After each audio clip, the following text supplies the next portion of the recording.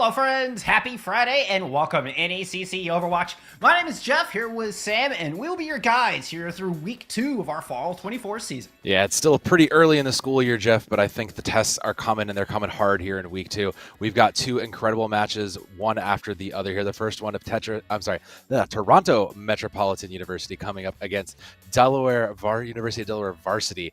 And this game in particular, look, it's not T1. It may not be the highest, quote unquote, but I think there's a lot of really, really big teams and players to watch here. So this is definitely a great game to kick off a great night of Overwatch. I agree wholeheartedly. I'm very excited to get into this one. It's a Division 2 matchup here between TMU and the Blue Hens. I'm really excited to look at both of these teams. I got a chance to talk with them.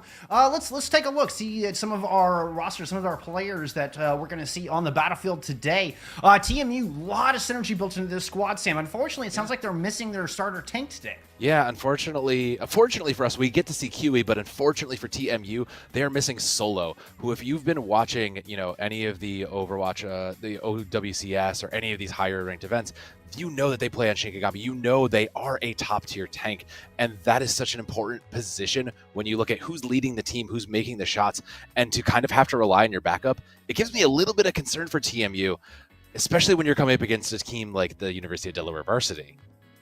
Well, and yeah, there's a lot of built-in synergy into this squad as well. We have, Carter, Ideal, and Syrup all played together on this team last year, but they've had to make some adjustments here as far as both of them were flex DPS there in the 23-24 season last year, and now Syrup has had to move into this hit scan role. They lost both of their hit scan players over the course of that season, and Delaware now making some changes heading into this year and hoping that it'll stick, hoping they find the magic formula here for fall 24. Yeah, they're really hoping that all their scrim time, all their blocks have really come together. And on the other side of the coin there, TMU, this is actually a blessing. When you're down, like a key player like Solo, knowing that your opponent is maybe not at their peak really does kind of give you a little bit more of a fighting chance. So we're going to get a great look at both of these teams really kind of playing a little bit behind the 8 ball, but still playing for their peak. Well, now that we kind of going to talk about our teams a little bit, let's talk about today's match. We've had a little bit of changes as far as our map order and how our maps are chosen coming into this new season. As we kind of take a look at where we're starting, it looks like we'll be Lijiang Tower here for your first map today. But Sam, let's talk about some of these changes here these new here for fall 24. Yeah, so we all know and love Hybrid, but we're also merging with Escort. They are very similar, so you do kind of run similar comps and similar vibes. So the loser will pick between Hybrid and Escort. The winner will get to ban one map from the pool, and the loser will then pick from the rest of that. We'll go to Push, one of the new favorite darlings of the community. In Game 4 is where it gets a little weird, though. We go to Flashpoint or Clash. The loser will pick either Flashpoint or Clash, but then the winner, because there's so few maps in these pools, will get to pick. So, if we make it to a Game 4, that's going to be a real toss-up of where, who's really getting an advantage here. The other mode that wasn't picked in Game 2 will come back for either Hybrid or Escort, and then if we need it, we'll go back to a Control. And that's only, of course, if that Hybrid map ties. Yeah. But I love this we might get to see more Escort maps. Yeah. Last season it felt like we barely saw Escort because it was always there in that map 5 role. So maybe we get to see a little bit different variety here, but also give it more strengths into those picks so that we maybe get fewer 3-0s. The team loses that first Control map, they have a little bit more options of where they want to take it, where they feel strongest heading into map 2 to try to tie up the series. Yeah, we're all aware of those teams that are kind of cursed to be Control player teams where you kind of win the first map and then teeter out. This is a great way to prevent that from happening. If your team can handle also, Clash or one of these newer modes, if you're good at Push, but maybe you still need some work on your Flashpoint, it gives you a little bit of flexibility in that. So this is really going to be good. I say the Junos here are about what I expected. TMU is coming out in approximately what I expected.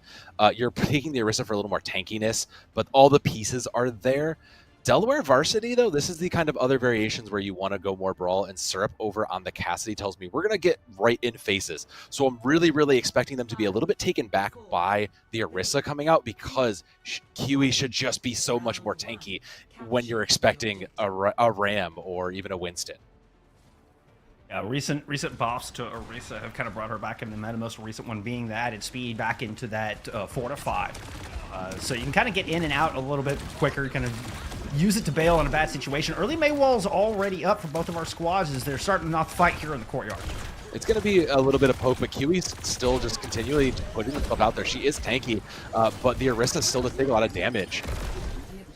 And is going to go down first. Ideal turning the corner with the Nemesis form. Draws first blood. And never mind the point. It's just right in the face here of TMU. Make sure that Delaware wins that first fight. The Blue Hens will be able to grab first cap on the back of it. That was a little bit of my fear for the Orisa pick from Kiwi, is that Orisa used to feel, and we're all used to be her being, you know, just an unkillable machine, quite literally. But in this case, you're not really able to do that. The one thing that does work in their favor is they have the range on this Ashe from Jova, and I really want to see them pick this up and kind of go into it, because the second Delaware Varsity closes the gap with Mako's speed, their fight is basically over. Delaware is playing very up close. Wall already up. We do have an orbital ray in, trying to keep Kiwi alive through that, and it's working out, and Joa finds that extra range against Syrup. Blizzard now out here from Carter, and that catches 2, maybe 3. Zappy's gonna fall. Min goes down as well. Kiwi's still on their feet, now with an annihilation to deal with. Lands the Javelin Spear. Still just kind of backing away as both of our tanks refuse to die on this point. The annihilation continues to go and will eventually pull down Kiwi. And that was the best case scenario for Delaware. They were able to pick up that point. It was a bit costly. You did commit your Blizzard and your Annihilation into that, so we're going to kind of have to struggle on this one. This Ray is going to be so important for Mako and the Juno. Meanwhile, on the other side, TMU, they have their Blizzard, they have a Bob. They're coming into so many pieces. They should be able to just overwhelm with the toolbox here. Orbital Ray good against maybe one of those, but against all 3, we'll see how Delaware wants to play it. Another great wall. Kiwi having to fortify early, already a low half health. Oats finds Mako through all that as Delaware tried to push out to find a weak Kiwi. Now Kiwi's still under a lot of pressure, but the rally is there, keeping him alive. Blizzard up here from Zappy, and that's going to take Syrup down. Jay is able to hide on the outside, but it's going to be a fight win here for TMU. Very almost free win. You only spent Blizzard. You didn't even necessarily get the Orbital Ray. So a great read from both teams to get that. TMU now has a few more tools to keep this going. They committed Rally into it as well, but that's kind of, free here. I'm watching for this Bob to kind of get put in the right position, because Delaware still is holding on to this support ultimate. This Ray isn't going to be necessarily perfect against Bob, but it's going to have to hold them. I mean, Oats is going to lap and get one up at the same time. They're able to match, and Kui gets a kill with the energy javelin, but Carter strikes back. It's just Oats healing here for TMU as they kind of back into the point. Delaware slows for a moment, using a wall defensively, and Kui tries to turn the corner, catch somebody off guard. Got Mako and Carter both very low, but Carter's managed to build up towards that Blizzard. Delaware with a slow rotation around coast, but still kind of looking like they want to take a fight here. Looks like they've decided to go ahead and rotate around. They're going to meet on the point. I love that positioning, actually, because it kind of denied the route they wanted to go for that, and now they're just going to throw in on Blizzard and control the space further. Well, and they catch Kui without their cooldowns as well, but still the Orisa just will not die. The unkillable horse, so Ideal goes into the backline with that Annihilation's already got both DPS down. Syrup's going to find Oats and Delaware with a good fight win. Yeah, Delaware, again, just overwhelming with both the combination of the Blizzard and the Annihilation. There's so much space control from this team that they are just able to do it. Coming into the last fight, it's gonna force somebody to make a touch here, and it's gonna be Jova on the Tracer. So the Tracer is gonna be able to pressure this, but it's really up to Zappy here to hit something with this Blizzard. There's nothing in their way. If they want to save this, it's up to Zappy. We got 2 kills at the very end of the last fight, and Delaware were not quite at full strength, but Ideal's able to keep the odds dead even. Now, tilting the balance right back in Delaware's favor. Deadeye out of Syrup. Kui surrounded by red jerseys, and the Deadeye will put him in the grave. This is going to be Delaware grabbing our first sub-map. Strong start here in week 2. Realistically, Delaware only lost, 1, maybe 2 fights in that. And when you look at the scoreline there, the 100-59, that's a pretty definitive. It's no 100-0, but that tells me that most of the time on the point was on their side. So they're chaining fights, and that's how you really close out control. You just have to kind of lock out your other team from getting to touch it. And it starts with the back of your tank and your hit scan player. So I'm looking at Ideal and Syrup there, who are both so well at following, staying together, and controlling and focusing those targets out. You'll see it. They are just following as a unit. It's a true death ball from them.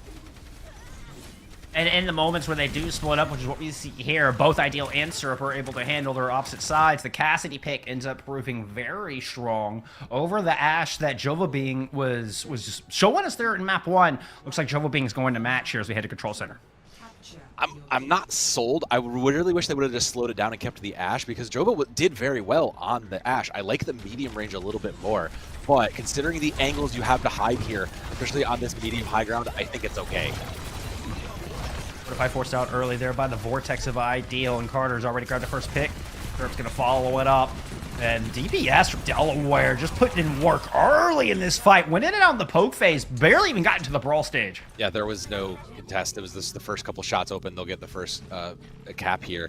And I mean, look at the rest of look at the ult charge, Jeff. Like, Carter's at 60. That tells you that there are way more headshots coming out from Carter in the side of Delaware. They are owning the positioning. They're keeping their DPS safe to hit those shots. And now they're just going to keep generating advantage here going into this next fight, even though it's dry. Double the ult charge there, Zappy on the other side. Could be taking a lot of damage very early in this. Speed rings back up. Kui healed up quickly, but here comes a rotation out of Syrup through White Room. Now TMU are going to move into match, and the battle's going to take place in this tiny little area, and Zappy gets caught out through the chaos. Delaware surging forward. No ult extended just yet. Have the Blizzard thing when he's close to this fight. Good wall. Prevents the healing onto Kiwi, but they duck in, grab the Mega, hanging on by a thread with the back against the wall. Syrup will eventually bring him down. Not ideal, but you'll take that if you're Delaware. You know, you are now just controlling this choke. You have your two most valuable ultimates up. Everything is looking so good for you. QE is just behind, and unfortunately that's the difference of why you want the Ramatra here. You just are able to kind of close the gap a lot faster and give yourself a bit more staying power. And, you know, the Orisa maybe, you know, technically better against the Mei, but Carter's done such a good job of staying ahead of Zappy that TMU haven't had a chance to leverage that advantage. Now here comes the Javelin spin, and Fortify used early. Kiwi's out of it. It's going to use the Terror Surge to try to counter this Blizzard on the other side, but with an Orbital Ray in, this is all blue hands. Yeah, Delaware is just looking just clean on this. Only the Blizzard committed, so they're still going into this, and this is going to be last fight here. Still controlling this choke point, and Ideal with Annihilation plus a Deadeye and a Rally. They have pretty much everything covered here. Zappy's Blizzard should get negated. It's going to be both DPS ults coming out immediately, and caught Ideal in it. The Deadeye will be used to finish off what the Blizzard started. And here comes TMU, surging on to the point and trying to see if they can pounce on a tankless Delaware. Defensive wall used to get out, but Carter, at 1 health, Jay will not escape. No. That's the right call. I actually respect that play from Delaware Varsity. They just recognize, look, we just need to win one fight. We are at the point where we don't need to push it. Let's not push our luck. Let's force some ultimates out and get it. And now they're rewarded for that. They have a rally. They still held on to that Annihilation. They should just be able to overwhelm this. A good speed ring, and they should be able to get on Jova or Kiwi. The ring is in. Delaware are absolutely able to use it. The rally just keeping Jay alive through it and just towing a nice edge. Delaware played that one perfectly. Yeah, textbook. That's exactly what they should be doing. There'll be a flip, and I don't believe there's going to be a single touch. That gong is just as good as a victory here. That's map 1. The Blue Hens, I mean, just have some new pieces on this squad. You hear Jay is a fresh face around here. Mako's been brought up from the academy team. So far, it looks like all the pieces are fitting together beautifully. And that's what you really hope, you know, in week 2, right? You're looking at, all right, did our pickups come together? Is everything working? Are they listening to our shot caller Ideal, and even in some regards? You know, are they following what the in-game leader is looking for? And as a coach, as a player, you're feeling good about this, especially because that was a fairly definitive victory, Jeff. A 2-0, I would argue, is fairly definitive. For the other side on TMU, though, I mean, you can write off some of this. Yeah, you would rather, you know, it's hard to not look at this and be like, well, if Solo was here, we win this. But at the same time, you have to plan for that, right? You have to be able to stand on your own 2 feet should someone not be here, something come up. I mean, I think that's also taking a little bit away from Syrup and Carter. True. They were exceptional in opening up these fights time and time again, particularly first fight on Control Center. And we know how important that first fight is on Control Center in particular. And so they're able to build up ults faster. I mean, it was an exceptional performance from Delaware as a whole, but really their DPS line seemed to pop off from my eyes. Oh, I agree completely. Carter was phenomenal on this Mei, who is in kind of an odd spot. You're so used to Mei being, you know, aggressive and trying to play for those aggressive walls to really isolate and then capitalize on this. And this isn't your typical brawl comp as we're used to seeing it. So for those two to kind of come in on this Cassidy and the Mei and play these short-range heroes in a unique style for this comp, yeah, kudos to them. They absolutely deserve all the accolades that they are getting from you. It is a very interesting variation on Brawl. It's very fun to watch. It's very fast ground and pound, a lot of forward back movement. You know, the push and pull is very, very real here in the day and age of Juno. But yeah, so what does that leave? That leaves us with TMU here to pick our next game type, and they'll get map pick as well headed into map 2. Yeah, it looks like the picks are coming in. We at least have an idea of where it's going to go. So it looks like TMU did pick hybrid. So we are waiting right now on the counter pick, which means down the road, should we need to in game 5, we will see Escort. You know, Escort fans, sorry, maybe next time. But hybrid still leaves a lot open. When you think about where we just came from, we came from control. Capture point segment still pretty relevant. I would be a little, if I'm Delaware, I'm feeling pretty good. If I'm TMU, I have to feel like this is an intentional pick. Maybe we know we're good at a particular hybrid map because, you know, controlling points and those space control, Delaware Varsity shows that they understand how to use all of these heroes to control the space and their ultimates and their abilities very, very well in that last map. It really makes me curious on what's going to get banned out and what what we see coming through. But you know what? It looks like why did we? Yeah, I don't know why we even. I don't even know why we thought about that. Yeah, why did we bother? It was just gonna. It was always Kings Row. It was always going to be Kings Row, Jeff. It was Blizzard World banned out there by Delaware, by the way, for the curious out there. I also want to throw in a slight correction. Apparently, we were mispronouncing Mako's name. It's Mako, not Mako. So forgive us for that, Mako. We'll try to get that right here moving forward. Yeah, that's well, we apologize. We're not perfect. We do words, but sometimes those words are not perfect. We're not? All right, I will claim that it would be perfect. You may be, but I'll claim that it would be perfect.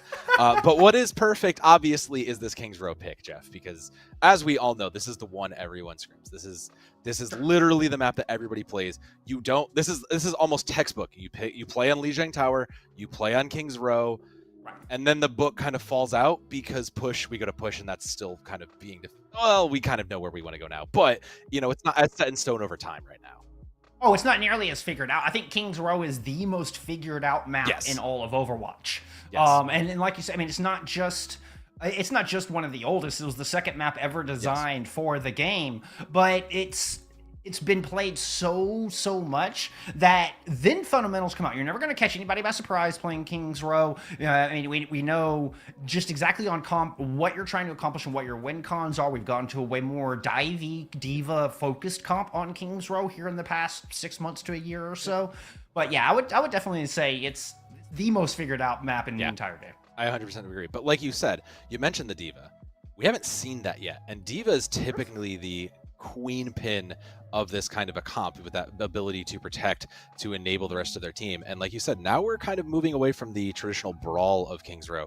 So I am curious to see what happens when we get, because now there are so many important high grounds and long alleyways that you need to protect. So I really do hope we get to see the Ashe from Jova again, because I do think that was the correct pick. I really do think that was the right call given, you know, what the team was trying to do.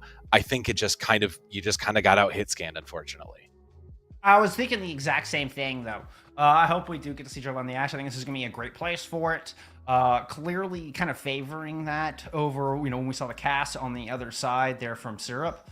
So does that play a factor here? Is this the pick here for TMU? I mean, and do they get that Ashe just solidified on that high ground, leave them untouchable, and have all the room in the world here to hit shots and get things done? I mean, that would be your ideal plan, right? Is just to be able to put your Ashe in that back window, allow your diva or whoever you are playing to kind of protect them on the front lines, and let your back line just go uncontested to, protect that. Delaware Varsity showing the Sojourn is, I would take that. Sure, that's an approximation. You're playing for the pick potential as opposed to the chip damage or the kind of AoE damage you get from the dynamite. That from Delaware tells me they're more focused on just making sure that Syrup goes uncontested to get those picks while Ideal disrupts in the front line. So I'm very curious to see how this holds out. Similar concept to what you would, what most teams are doing here. The other side on TMU, Zappy's going to the Sombra, maybe just to scout a little bit. And I don't even hate that. I like the idea of just being able to get and see where you need to go, especially if QE is going to stay on this Orisa, which it looks like it's going to be the case. you have to play this comp so much slower. Orisa is a literal workhorse, but she needs to slowly take the space as opposed to Ramadra, who can just push his way in. Yeah, if you spend all your cooldowns in Orisa, you're as good as dead. It's going to be a push through hotel. As I say that, there it is. Fortified, javelin spin, energy javelin, everything in the kitchen sink thrown out from QE as they just do a little ring around the rosy through hotel. Delaware is able to match so far, but Carter gets caught in the phone booth. Beautiful shot. And QE is going to follow up with the kill on Ideal as well. One and done here on point A. I love this. TMU come out screaming. Yeah, great. I want this. This shows me that they were confident in this map pick and they had this plan set up. That is a great pathing to a great plan. Delaware University was straight up caught off guard on that, and I love that for TMU. I want to see that carry over. They have 6:40 minutes, 6 and 40. Like, there's so much to go, but they didn't really build a lot of ult charge, so they have to try to keep controlling the space the best they can. Get Nemesis form early out of Ideal, the good May wall, but not quite able to find the pick. Backline staying robust here for Delaware early in this fight. Can we swing it out wide? And the ring used just to disengage. Wall has caught Zappy up. Crowd freeze used early from him, and they're vulnerable in that wall. Ideal knows it, finds the kill. Kui had to get into a bad position to try to bail him out, and ends up taking a lot of damage because of it. A little bit extended too far forward there from Kiwi, but that's, when you think things look good, that's what you do. I'm sorry? Hold on. Yeah, Min and Oats just come through and kill everyone. Oh. It was a Terror Surge combined with the Orbital Ray, and apparently, not only did Delaware get baited, we got baited too, Sam. Yeah, I don't think we saw that coming, Jeff. That looked like a lost I certainly fight. Did not. That looked like a lost fight. I was ready to wrap this up and call us to the next one, but TMU, they were prepared. They wanted this. I'm blown away. They were ready for this. They studied for this, and this was their choice for a reason. But the problem is now they spent all the tank and the gas. There's a blizzard. There are rails across from them. They're coming into Annihilation. Surely Delaware they will put their foot down here. Oh, and it's an opening headshot from Cerber, just a kill with a rail shot. Body or otherwise, follows up with one on Akui as well. So doesn't even need the ultimate. Syrup is able to find two to get this one done. Yeah, you love a good cheap cost fight like that. You go into the next fight and you're hold here with four, almost 5 ultimates on board. You should just still be able to overwhelm there with hopefully not overcommitting. Now you have the positional advantage. You should be able to hold this corner and allow the payroll to roll a little bit back, which is especially good for Delaware. They have so much time to burn off now. This is the place to do it. It's the Orbital Ray and the Overclock. And Syrup, who's just recently swapped over to a hit scan, by the way, has another 2-piece in this fight. Wow. Beautifully done on those rails. I mean, I think that really shows the teamwork, though, from Delaware first that we saw in the first round, though, right? This core was there. It's just slotting in your next players, and like you said, Syrup is slotting in incredibly well. I was a little questionable about the Sojourn, but if you can hit those shots, Sojourn still gets plenty of value. And now you still have Blizzard, you still have Annihilation, all this space control in their side. Jova just got their Bob, and it's going to get negated probably from at least one of these ults. It's going to be a Blizzard out early there from Delaware. CME tries to surge forward, gets two with a Terror Surge forward, as a matter of fact. And it's going to go swinging right back the other direction. I really respect TMU here because they seem to be, when they're pushing these fights when they want to be, where they want to take them, it all works out in their favor. And you can see it here. Kiwi is just trying to take the space, trying to maintain that so they can continue to roll this, trying to decide where do I want to set up this next fight? Where is the best position for this Bob and this Blizzard I have? Considering there's only a rally to stop them, there's going to be a last-second contest, but this Venture's probably not making it out. Carter is in. Blizzard's in from Zappy, and Carter immediately goes down before the Blizzard even hits the payground. Hits the payload, rather. Rally in. Ideal's able to thaw out, pop Annihilation, and stay in this fight. Still a 4v5 as the bomb thrown in from Jova, but Ideal is able to even the odds. Jova's able to pick up one, but the Annihilation still going, backing up. Ideal just runs out of sustain, runs out of time, and that's going to be the cap.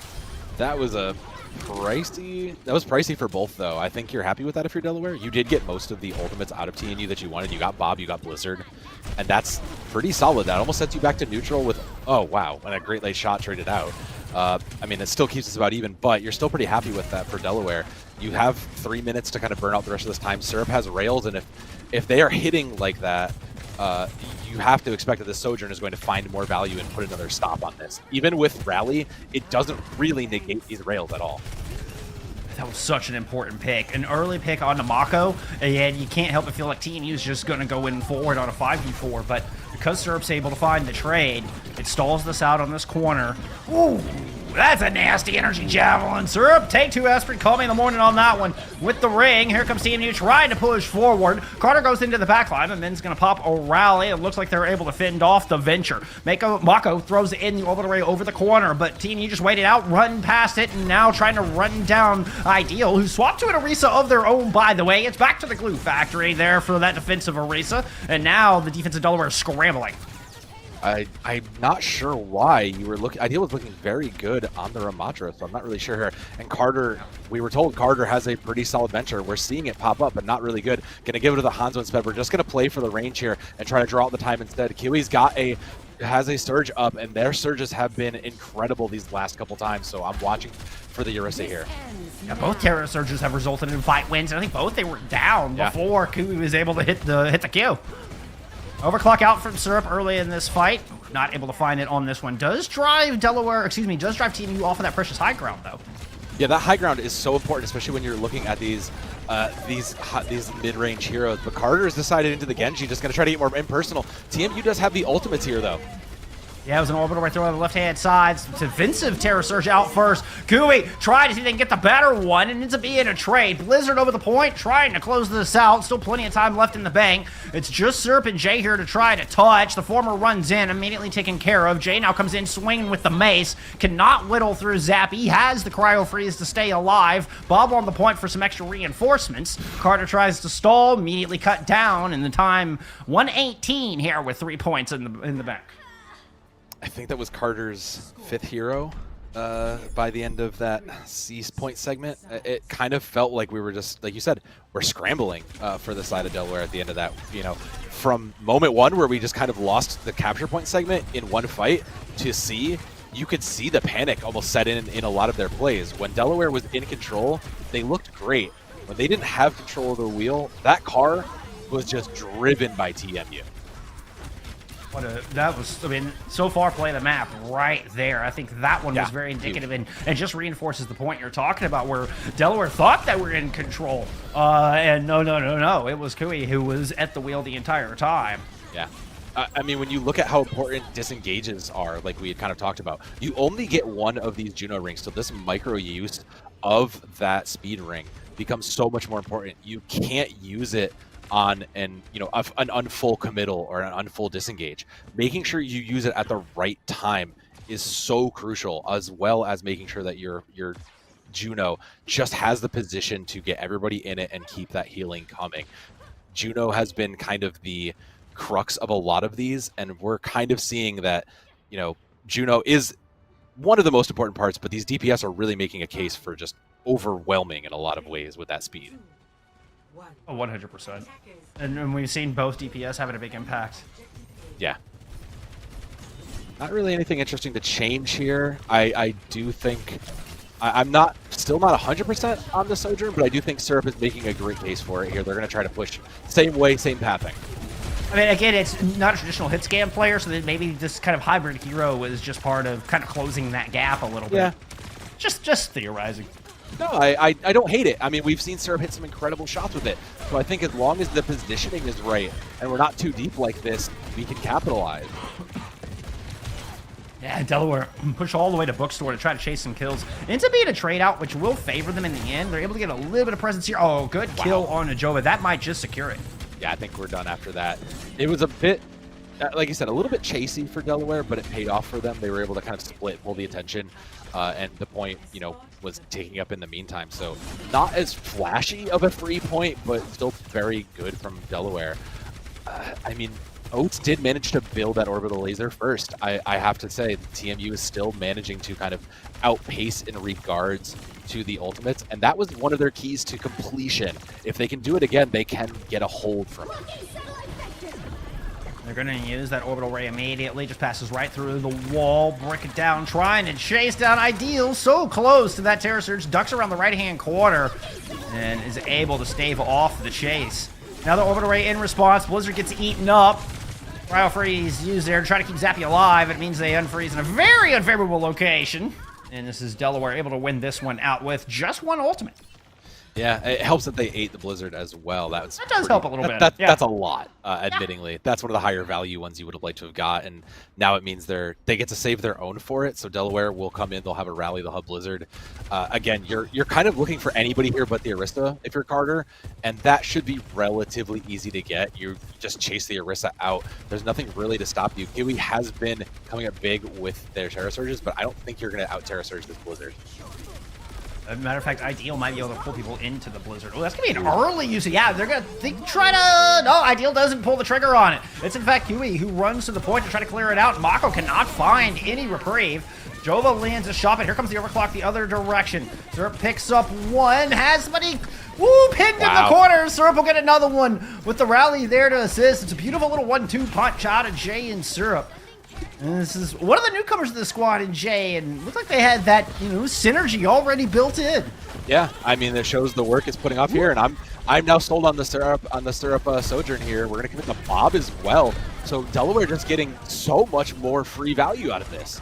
Yeah, and Ideal's returned on a Doomfist, so they're right back in this fight. Really caught on a wall at the moment, still eating time, but that 66 centimeters feels inevitable as Delaware... Rally 2? Ooh! Jeff, no. No way! Now, what? I mean, if it holds, they're going to look like geniuses. Here comes the orbital ray, piled it on top of it. TMU are starting to get reinforcements back in this. Delaware are not winning this out fast enough. QE's able to push forward. Ideal is down. QE has reclaimed the space and found a kill out of Syrup as well. Wow. Once again, we got baited, Jeff. I mean, we both thought that was done. I am shocked. I would not have committed laser and both of my support ultimates. I would not have committed those into that. That was a lost fight in my eyes. I would have just let him have it, but TMU, they might take some hits. They get back up here. A minute means that we're coming into last fight now, and I'm looking again at Carter, who has been hitting these headshots, who has to come up with this Blizzard. There's nothing in their way aside from Kiwi's Terra Surge, but this almost shouldn't be here. Delaware must be just struggling right now. Deal's already eaten up one Blizzard today, but that's the Javelin Spin already used. Over the way now, ready to go. Zappy's going to throw in the Blizzard. Fortify from Ideal's going to get him into the subway. I mean, a rally out from Jay to try to push this forward. Kiwi doesn't get anything with their Terra Surge. Walls up from both sides. Looks like Carter's trying to clear off the high ground, but here comes Mako. In with the orbital ray. Torpedoes over the top. Speed ring in. Syrup picks up a kill. The back of these supports. It looks like Delaware will get this one done. I don't think we're going to get any miracles out of the defense this time, Sam. Yeah, I think we already spent our miracle just to burn this time down, but that's still pretty good when you look at it, the overall picture. 320 means that as long as TMU keeps it close to that 1 minute mark that they're at, they'll get another go around. As long as they can push it to overtime, they can win. So there's still win conditions for TMU. Now that they're coming into Bob here, they should be able to get a little bit more damage out. There's nothing really I'm looking at here, short of Syrup just coming off and picking Jova before that Bob comes out. I don't see much of a way to stop TMU's defense. Speed ring, here comes the engage in from Delaware, using Syrup on the top with the overclock and finds, man, pulled in by that Terra Surge. Easy pickings there. Flex DPS, hit scanner, no. Syrup is able to pick up yet another double kill in this fight. So Jova got out with the Bob. It's gonna we're gonna commit a big ultimate into stopping this. I'm not sold on this, but this is gonna have to happen here, Jeff. I mean, that's okay. Zappy's able to get the touch. Rally out here from Delaware. There's that Bob you spoke of, but this kill feed is just lighting up Blue Hens. That unfortunately feels like a snowball of mistakes on that last fight. I really wish we had unfortunately, sent the Bob a little bit earlier and used it aggressively. I see what we wanted to do. We wanted to try to save the Bob for one last kind of push and hold there. But I feel like with the damage was already done, so now you have 2 minutes and change left. I will say, before we get off of that point, I think Carter had a really good main wall that stopped Jova from being able to, because they wanted to throw the Bob in right as the speed ring comes out, and Ideal and Delaware are looking to engage around that corner. That's when you want to throw the Bob in to keep the back line from being able to engage with the rest of the team. But Carter had a beautiful wall up. Jova just didn't have the sightlines. No, I think that's the correct read on that. It looked right. And I think that in regard speaks to Delaware again, because the Delaware DPS have been phenomenal this whole way through. There has been some clutch factor to TMU, but every single time the Delaware varsity squad needs someone to step up, it has been Syrup or Carter who has come through and made a huge play to keep them alive here. And now 2 minutes, they'll have the first defense and still a chance at closing this out. And Ideal is sticking with the Orisa here. Made that swap off of the Ramattra about halfway through this map. And apparently Ideal is happy with our newly buffed four-legged hero. It makes sense. If you don't think you're winning on your hero, you take the mirror and you try to beat the player at their own game, especially if you're looking at, the rest of your team. The Orisa and Ramattra can play similar. Maybe you are expecting to play a little bit more tanky and a little more solo, so I don't hate it. You kind of would like the Vortex and the slowdown to kind of capitalize on it, but if you're going to play for the space like Ideal's trying to do, you need the tankiness, so I think it was the right call. So again, we're going to see Kiwi with the same rotation we saw on Team U's first attack. But here comes Delaware with a bit of an adjustment. They're going to get aggressive into the back line. Kiwi tries to retreat and actually beats the wall out. Oates finds Jay, and Kiwi's able to stay alive inside of Hotel. I don't think this is exactly how TMU drew it up, but they've got first pick and they've got the defense split back here in the corner, but Min gets caught by Mako inside of that Hotel. Ideal low. Kiwi turns their attention onto Carter, who does not have Ice Block, and will get that kill with the Energy Javelin. I feel like Kiwi was just trying to 1v4 in there. Yeah, you are pretty sturdy as Orisa, but, it just kind of was you. I wish you would have had a little more backup into that. Like you said, you can get away with that play once. Carter going to pick up the Venture there, going to go ahead and try to get into those back lines and just left. They're trying to get onto Oates and Min, and that's probably one of the safest ways to set up Syrup for success here, just to create a disruption for Syrup to have a free shooting range. All the way out of that defense first. Kiwi's just backing up and just staying in it the whole time. Has no choice but to pop the Fortify and stay deep in enemy territory. Pops the Terror Surge. Ooh, got health bars low. Meanwhile, Syrup finds Kiwi from the distance, and Ideal finds 2, and that is going to be enough for the full hold. Ooh, Ice Block just short of the point, unfortunately. I mean, that's about what I would have expected from Delaware at that point, though. We know that, now that we've seen the plan coming, we can kind of play around it, and I think it was the correct. They kind of read a lot more of those things. I really do want to say, though, that Kiwi has been playing the Orisa very well. I've been watching them, making sure they don't get caught up by this Mei, and time after time, you see Kiwi, trying to play into the Mei, trying to get a pick, getting, just barely in trouble, has to use the gold, and then watching Delaware Varsity trying to capitalize on that, but being unable to. Well, and it felt so close. They had Ideal so low, and Kiwi has to turn their attention off of Ideal to find that kill onto Syrup. Yep. And I mean, in which they do get that kill, but then Ideal's able to heal up, come in, you get the big Terror Surge at the end. It was that close. I think if they got Ideal and then turned around and get Syrup, we're still looking at a TMU attack happening as we speak, right? Oh, 100%. It's these small decisions of like shot calling that really do kind of separate, and you want to work those out here in week 2. You want to kind of figure out, all right, where are we missing? You'll see it in the VOD review later. Oh, we should have all focused targets here. We should have shot called this. Jova back on the Ashe, I do think is the correct call here. Syrup looking for the easy quick pick. No, it makes sense. We're going to get back here. I do think that if Delaware, 2 fights, 2 minutes, you could play this a little bit slower here, but I think Syrup is going to be the opening person here. I think Syrup is going to crack it open here with one of these rails. Already pretty much has it built. Maybe a Hotel push here for Delaware as well. That rail won't land, but Delaware has a lot of positioning. Ideal fortifying early. Doesn't want to run back in a Hotel yet. The ring is there for the disengage. Delaware do end up kind of giving up on this attack, but they haven't lost anybody yet. They're just going to rotate back around the front here for attempt number 2, sending Syrup to the high ground. Yeah, they're just looking to build the ult here, and best case scenario, they get, one of these DPS ults or maybe the laser up. Carter's the one that opens it up, though. Yeah, Syrup got a shot in. Carter gets the icicle. Both focus Jova off of the window. Now it's just ground forces here for TMU to try to hold. Yeah. Oates is close, but nobody can get the touch. It is a little bit hard, that pressure. Again, the space control worked on the side of Delaware. They were able to get Syrup back around. They realized, all right, we're not getting through Hotel. Let's just take the wide angle. And that's, well, we talked about, right? How you have to play this King's Row now. You have to play the wide angles. You have to play the high ground. And Syrup did just that when they realized, well, we can't force our way through onto the back line. Let me get a crossfire set up. Let me find success that way. And it worked out in their favor perfectly. And it started off looking so good here for TMU. They come in with a beautiful first fight, one and done. They're able to surge through. They put up a good time bank, and we thought maybe this is the map here on their pick where TMU are able to tie this up. But no. Delaware get it done. The bigger time bank, the better attack and extras, and the 2-0 lead now on match point. We'll see if TMU can bring it back when we return with map 3. We'll see you back here in a minute.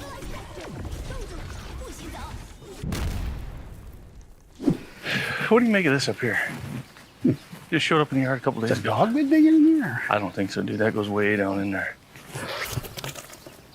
Seriously, did you just lose your meat stick? Yeah.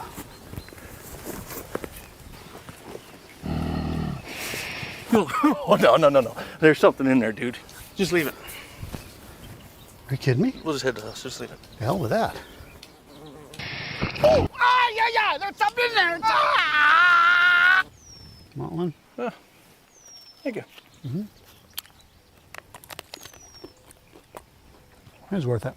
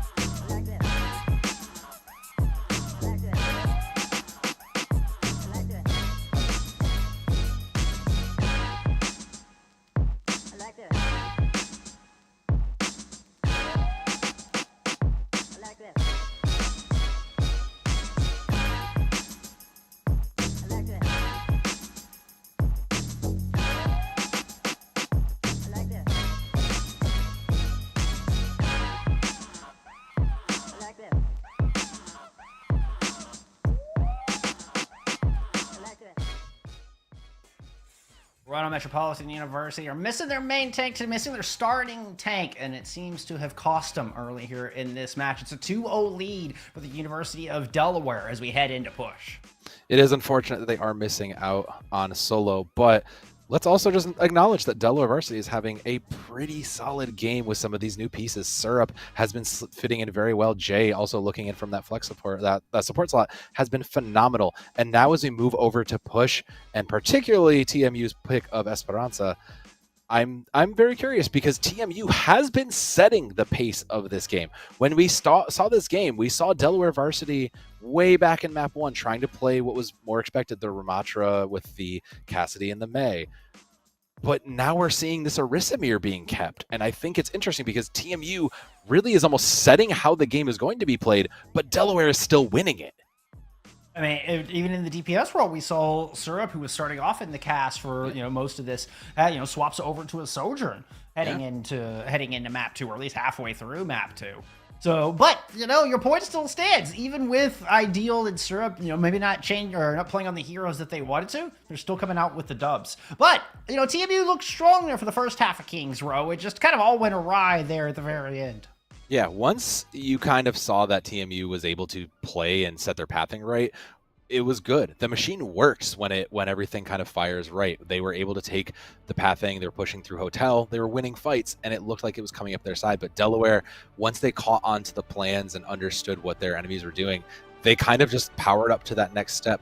So now let's see what changes they make. Delaware is signaling they might go back to what worked on initially on Control. And Carter signaling on the, Carter had been kind of jumping around a little bit at the end of Kings Row, maybe giving the Hanzo. So a longer range comp here for these longer range streets, I don't hate. Meanwhile, TMU, look, this is what they're good at. This is what they know how to do. I think this is their comfort pick, and it makes the most sense for both of these teams to set up as they are. Syrup is going to go on to that Sojourn. Yeah, I feel it. I agree, Syrup. You are hitting heads on that. Stay on that Sojourn and just keep doing what you do best. Ideal is going back over to the Ramatra, though, which I do find interesting. I mean, I think it's a little bit more tempo-oriented. But, yeah. We'll see if Delaware feels like they have to make that swap again. Do they fall behind in the sustain early in these tank battles? Yeah, because the Orisa does have the gold. You do have a little bit more stealth sustain, but the Ramatra is much faster at closing the gap on you, especially with that Vortex. Woof. And a speed ring. I mean, Nemesis has its own built-in speed. You add speed ring to it, and here you get Ideal running down the backline like we just saw. It leaves Kiwi in a bad spot. First pick to Delaware. Yeah, and I mean, now add in that Syrup is suddenly able to aim a little bit easier. You always like making your job a little bit easier for your hit scans, for your long ranges, when they were just able to hit those shots, especially if they're slowed down. So watching this positioning, if they can get around this corner and, kind of fight through this small choke up here, they'll be in a better position because the more choke they have control of, the easier it is for them to win. Kind of talked about before we went live how this battle for bridge is going to be so important, and it looks like TMU are just trying to go up the gut with it, but they leave Syrup on that high ground, who's able to get first blood yet again, now thwarting whatever attempt was coming to take away this precious advantageous spot for Delaware. Yeah, this is exactly what we were kind of talking about, is who can control this bridge, especially when you get a player like Syrup or Jova onto them. It's going to come down to, can they go uncontested on these high grounds? And that was a pretty free butt scratch, Jeff, I got to say. I mean, 90 seconds to get checkpoint, that is lightning fast. Yeah, I would have liked to see another maybe attempt at that, especially now that Syrup has just moved to the other high ground. Oates is going to go ahead and throw out an orbital ray here over the top. Good wall. Kind of blocks Syrup and Ideal in. Syrup is low, manages to slide out of there. And here we're going to get the counter punch, orbital ray, and annihilation out from Ideal. And there's that speed we're talking about. Delaware are able to run them down. Team U just cannot retreat fast enough. They tried to do what they did similarly on Kings Row, where they disengaged slightly and then threw an ultimate back to kind of overwhelm them when they were caught off guard. It just didn't quite work out this time around here. So now coming into this, this next stretch, 100 meters is where it starts to get questionable, Jeff. That's where games start to kind of get lost. Blizzard and Rally up in addition to, a Bob on deck. TMU should be able to win and overwhelm here, only if Syrup doesn't come up huge first. I say that. Which they do! Which they do! Jova is able to get the revenge, though. So 4v4, both teams missing a DPS, but the Blizzard off the table. Team U's gonna have to find another way to win this fight. Rally thrown in for him, and they had Ideal kind of pushed into that small room. Ideal's able to back out. Terror Surge to try to keep him in, and Ideal still stays alive. Jay goes down mid-rally. Beautiful shot there from Jova. And Kui trying to pursue. This is looking like Team U's managed to hang on just barely. Again, just kind of choosing the point where TMU just flips the switch and overwhelms has really been a key to their success in these past several maps. Usually it comes in the form of the orbital ray or that bob. So they're really kind of using these ultimates reactively as opposed to Delaware, who's using theirs more proactively and aggressively. Syrup mid did manage to hold on to rails here. So, pending Blizzard, pending the incoming weather, Syrup just needs a high ground. If they don't have a high ground to contest this with, these rails are going to be just lost. Oh, TMU just gets aggressive through the May wall. Orbit array at their back. Uh-oh! Their own wall just put Kui into a bad spot, but the Blizzard is gone. Carter is down, and maybe all you need. The pathing again and the positioning, which is what this bridge becomes so important. And now that Jova has the high ground, they should be able to hold this until they need to drop with one pushing the rest of the way through. Blizzard up for Carter and Syrup. This DPS line is deadly, and Syrup's on the back line. Yeah, this should be at the right angle, and this should be an easy cleanup. Syrup sticks their head out as we get the orbital ray from Mako. Syrup goes leaping up to the high ground. Overclock has been pushed. Headshot down onto Kui. Escapes with about 50 health. Zappy, no such. Look, it's surrounded, and Syrup comes up with another 2K. Syrup has been playing incredibly well on the Sojourn. Like you said, maybe it's a little bit of an adaptation coming over from a different spot, but either way, they've been looking phenomenal on this, and I think this is a great, transition point. Even if you never fully want to pick up the Ashe, you still have so much great space control in the Sojourn, and then if you can just make sure all of these rails just continue to land like that, you are in a great position. It was a little bit costly, but that's fine. Delaware are in control here. They have two great space-taking ults, so just making sure they don't layer them over, and they should be able to keep the bot moving. It kind of feels like Delaware just need to not make mistakes, and they should be able to get this. And yeah. Matter of fact, they're playing super clean. What a great pick on to Zappy, and that's going to get him close spawns unlocked again. DMA may try to recontest through these windows. Yeah, you want to try to contest from this high ground, but like you said, Delaware has just been clean, and now that the bot is through most of those windows, their TMU's playing from behind, quite literally. They have to pop out there, and they might just be walking straight into this Blizzard and the Annihilation from that. They're running into it headlong. If Kui's able to muscle past this time. Here comes the Blizzard in. I don't know where that one landed. Oh, it's back here on the bot, so a good disengage from TMU. Rally kind of starts to fade from both teams. TMU now with a little bit of an advantageous position. Oh, great wall. Great wall. Ideals could be in a bit of trouble. Speed ring in to try to pursue. And here comes that extra attack you're talking about. Using the orbital ray to throw in while Delaware are trying to disengage. Annihilation thrown in. They get Annihilation? Yeah, Ideal couldn't make it all the way out, so they're just going to pop an ultimate and fight it out here on this corner. Energy Javelin to try to push Ideal away, but Ideal continues to just muscle forward. Syrup gets brought down by Jova from the back. Now gold used here, and Kui does not want to give up any more space on this corner. The Annihilation will eventually fade. Wall is up, but it is broken. Ideal still scrambling. How is Ideal still standing? Nemesis form has popped, and they're going to go forward once again, and finally, TMU are able to bring down the just rampaging Hank here from Delaware, throwing in everything they can to try to close this out.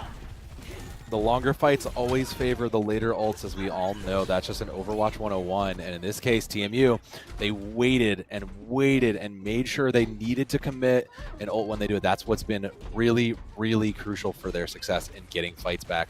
They still are only at 52, so they have probably another fight or two to go. But they have this all-important bridge control. They need to take a little more space. And I'm watching for Zappy now because, again, this DPS line from Delaware Varsity, both ultimates up. This has been a death sentence for them in the past. Fighting over the corner. Keep a sharp eye on Carter with that Blizzard, most notably here early. Ideal very low, and that's a great wall. Block is up, Lord Array in. Here comes Carter, deep in the back line, throws down the Blizzard, and Syrup's already picked up one with the overclock. Frozen up, Kui doesn't stand a chance, and Syrup with a beautiful jump shot finds Jova as well. Syrup with a three-piece? Huge. Almost had it 4.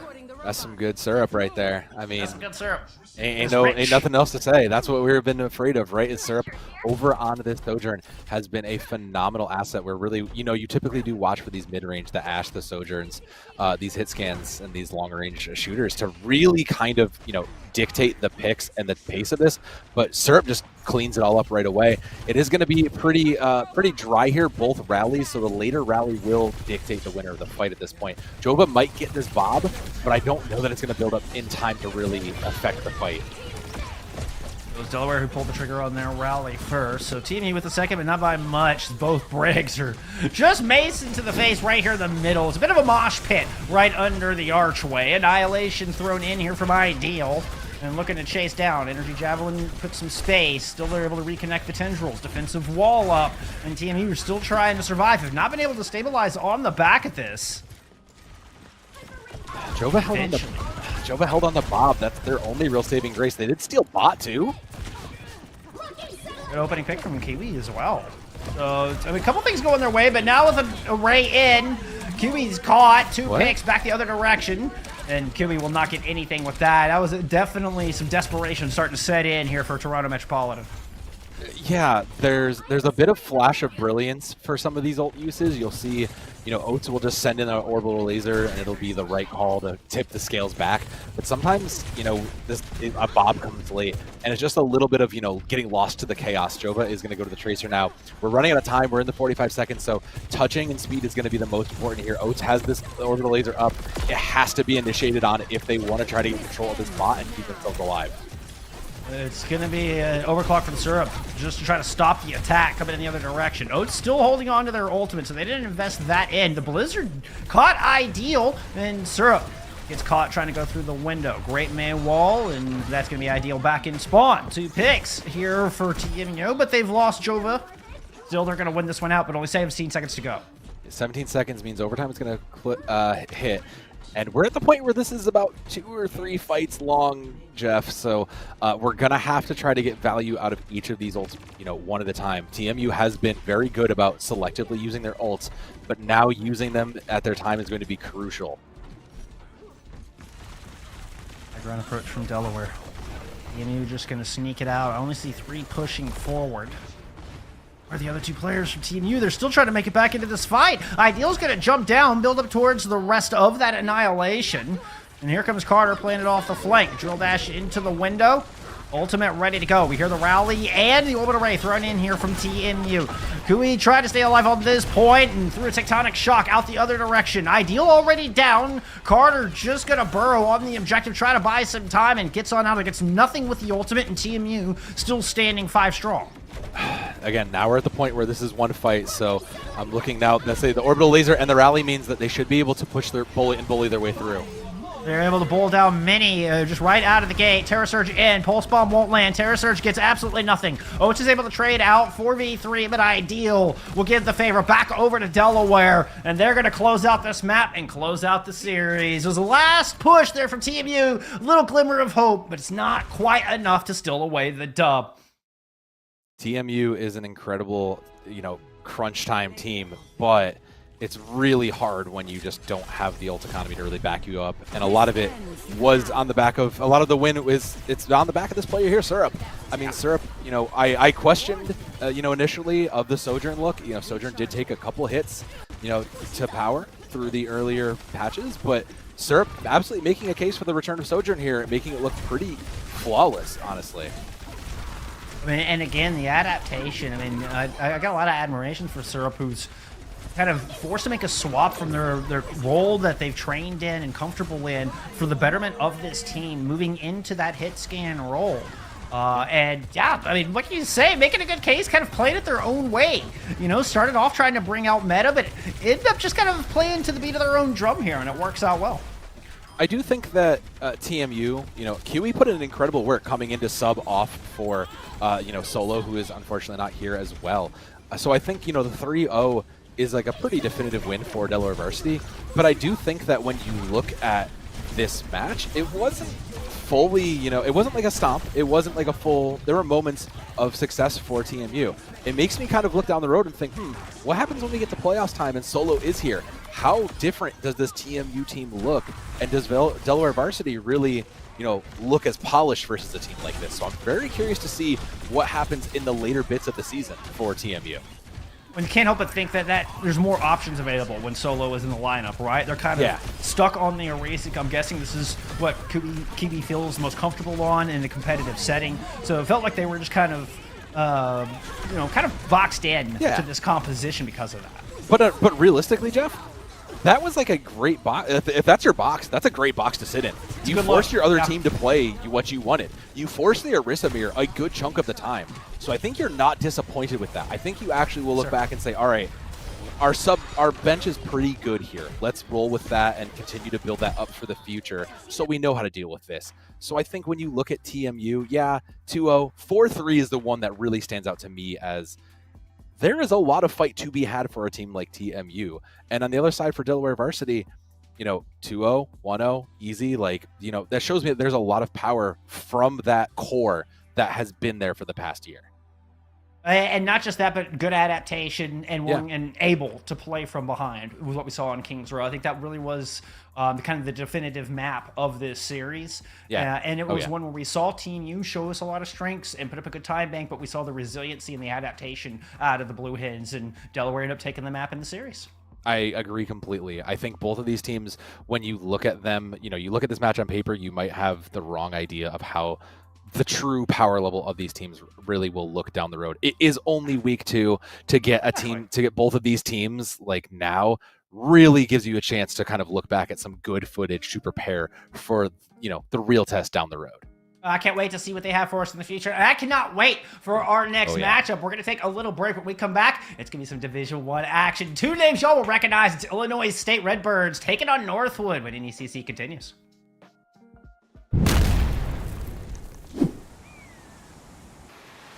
Oh man, this is incredible. Oh, wow. Huh? Yeah, it's pretty cool. It is pretty cool. Hey man, grab me a meat stick. I think I can reach it if I just a little more. Just let me go a little. I can't. Just a little more. I almost got it. Careful! Oh God! No. Come on, just reach. Reach. Just grab my hand. I can't grab my hand. Give me the meat stick. This other hand's closer. The one with the stick is. Oh.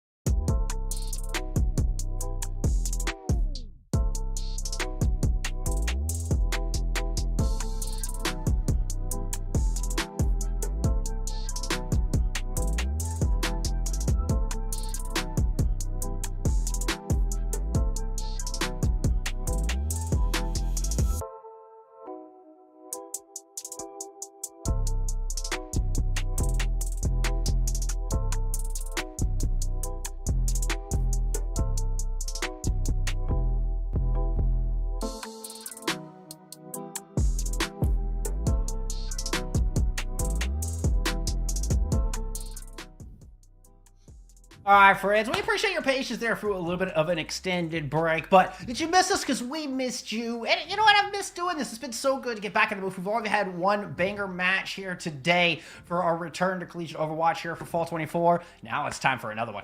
Yeah, I mean, week 1 was great. Game 1 tonight is great. Game 2, I think, is going to be just one for the books. We've seen these teams play a million times, and I could see them play a million more. It's Illinois State and Northwood Blue, and just, man, Bull Skunk, this is, we were talking about this all afternoon about this. This is, just going to be, first form of all these guys, because these players have been playing together at various levels, the top, the middle, the bottom, now into collegiate, and my goodness, I still think they have so much more room to grow and improve over the coming weeks.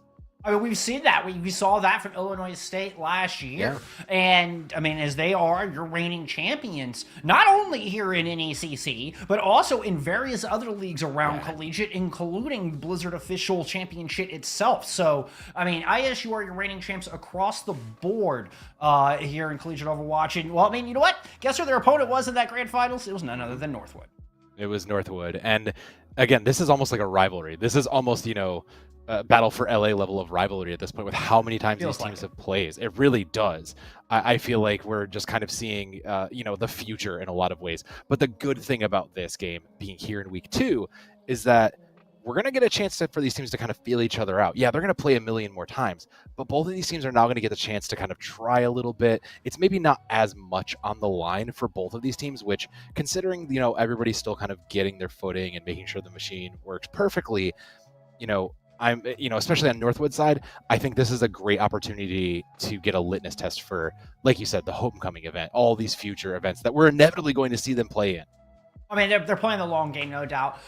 There's actually a lot to talk about here. We've had some changes from where we saw these squads back in spring of 24.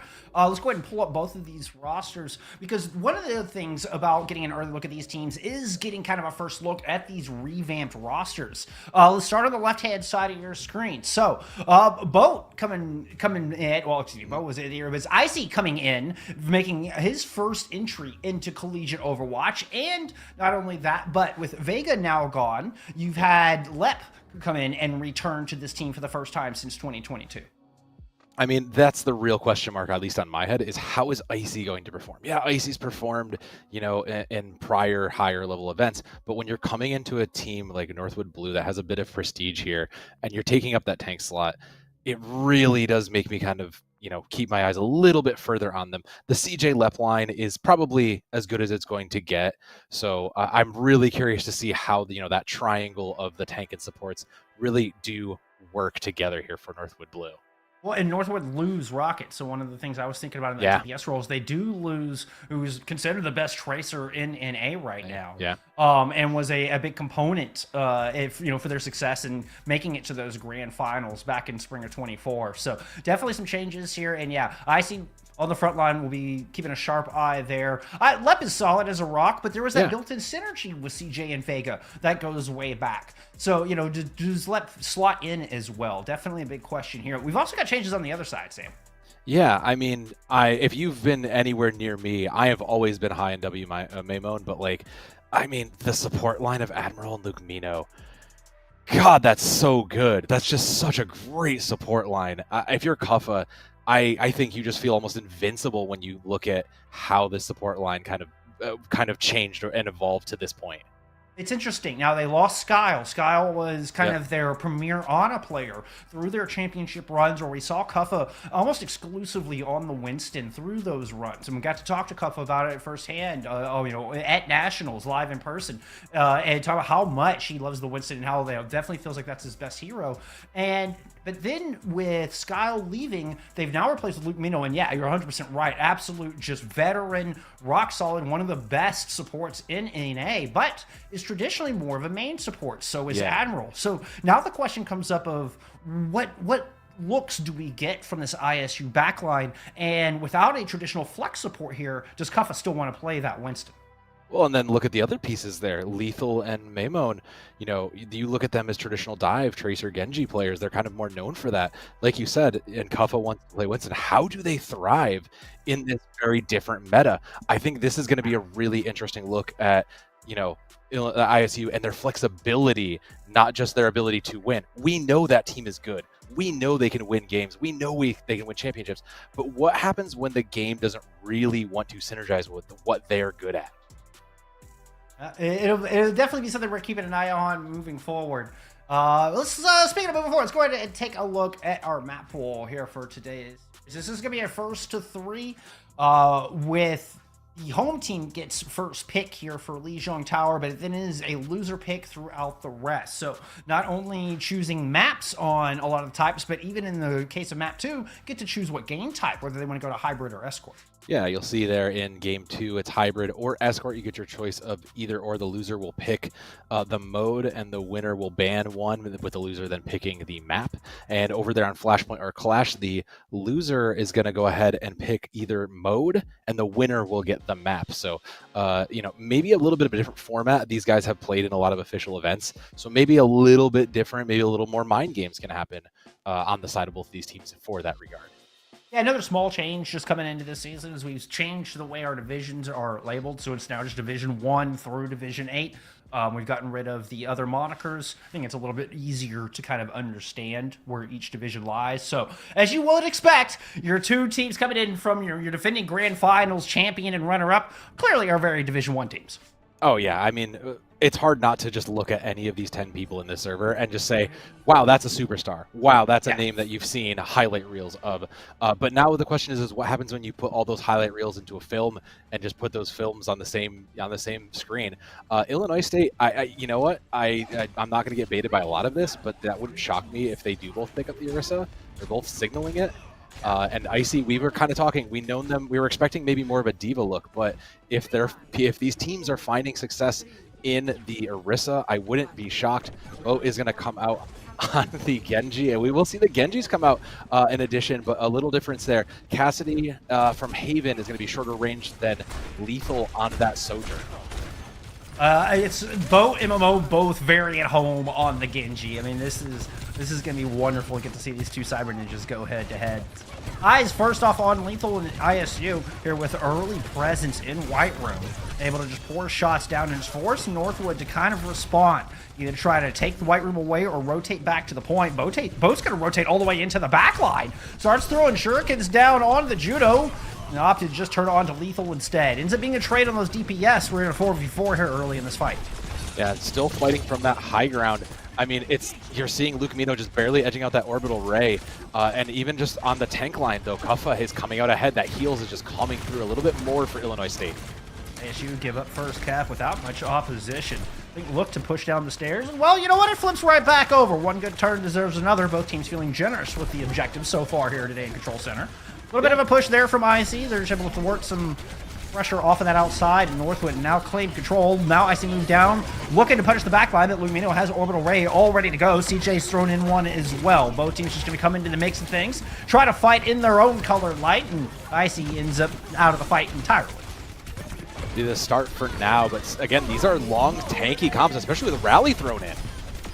Oh, Haven's in a bit of trouble after the terracers there from Call. Blade? Oh, and a blade from Boat. Blade? Immediately shut down. The boat blade immediately. Oh, okay. Maybe we're getting off of that anyways. I don't know if we want to, but that was a decision made, I suppose. Memo is holding on to the only other one besides Haven, and that Deadeye is usually just a quicker reload. So maybe we can get some pull, some heap-ho pull action between Haven and Icy if we line this up. These comps move slower, so it does work for Northwood here, especially to try to line up and get these angles. They're trying to push up the stairs. They're running into an overclock there out of Lethal. The Deadeye from Haven ends up getting absolutely knotted. A beautiful jump shot out of Lethal, right between the eyes of left. Just beautifully done. I mean, and you can see, I love the peel here, even back. Was it worth it, Bo? I hope it was.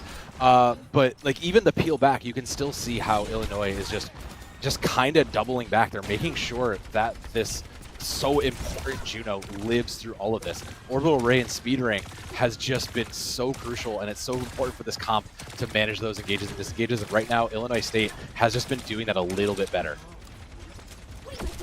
Our teams are having fun in chat. Here comes the engage in. The Orbital Ray does kind of advertise that, but still, ISU are not able to disengage this time. IC catches ISU a little flat-footed on that one, and 2 early picks are about to snowball into a fight win. With match point though, like with round point, you're fine with that for Illinois. You now have a pull. You now have your Terra Surge. You now have your Orbital Laser. You're feeling pretty good about it. If you're tracking well, you know that Northwood has both of their support ultimates, but you can likely push past the Brigitte. Or just take him out. Or just take him out. Never mind pushing past. Just smash a spear on top of him. Another blade out of boat gets shut down by Lethal. I don't even think there's anybody left to really touch here. Nope, Icy's just going to get bullied out. Yeah, we're done. That's the sub-map. Lethal on this Sojourn, I think, really has been the difference maker in my eye. Lethal has just kind of been uncontested for a lot of it. Rally Jacks. No, I never got to use it. I think that's the thing that really stood out to me, though, is that Lethal on this Sojourn just felt like they had way more impact than Haven over on the Cassidy. Cassidy is very all-in. Yeah, he's a little bit heavier. He's got a little more HP. He's a little chunkier, but, I mean, Lethal doesn't necessarily have to go super deep to stay involved in these fights. Kaffa makes the space, and Lethal just capitalize on it. And Lethal proved that they can just dive in if they want to as well. Lethal the super sub. Showing us a little Widow here right out of the gate. Widow, yeah, I'd say. Kiriko, interesting. It wouldn't surprise me to see him stick with this. Yeah, the Juno Kiri is very interesting indeed. Yeah, I mean, we wanted to know what was going on with Admiral and Lucamino, right? So it looks like they're both flexing. It looks like they're both just learning and trying a little bit of everything. Week 2, that makes total sense to me. Let's find the different things that work. Lethal is, in fact, sticking with his Widowmaker, so Widow Genji to accompany. There's a lot of angles that ISU can take. They're going to have to try to just dance around this core of Northwood. And, well, Kuffa has already found a first pick. So Bode and Lep are now separated from the rest of the pack, and ISU are just kind of comfortably sitting down in the courtyard. Nobody has cap just yet. Yeah, they have, like you said, they have all these angles, and every single hero on this team can duel. They're all a threat. Yeah, I mean, even down to your supports, both of them. Ooh, Haven coming out with a statement swap. But you know what? Kuffa's already found a 2-piece on this one. Despite being a little bit low, Admiral's there for some backup. And ISU finally get control after a bit of back and forth early in this second map. They were playing more for the space, and I think that was the right call when you look at this comp. You know, Widow's controlling half the sight lines. You're looking at the Genji and Maimon to try to really kind of control, you know, the flanks and those. And Kuffa's just controlling this courtyard. So really just kind of commanding the space and, once again, allowing Lethal just room to get value. Mamon's getting a lot of value in their own right. Terra Search from Kuffa is going to assist in a kill on the left. And Maimon was in the backline harassing, dropped it on the other side, and put in a good amount of damage, keeping Northwood a bit uncomfortable. Icy finds one of the first picks for Northwood here on this sub-map, as Javelin Spin used from Kuffa just to escape back to point. 40% and still going. No real ultimates committed. DJ just suicide. I don't think they made the float back. Is that what it was? I mean, you're 98% to Orbital Ray. Like, that seems disastrous in that moment. I don't even think CJ. Bro, so close.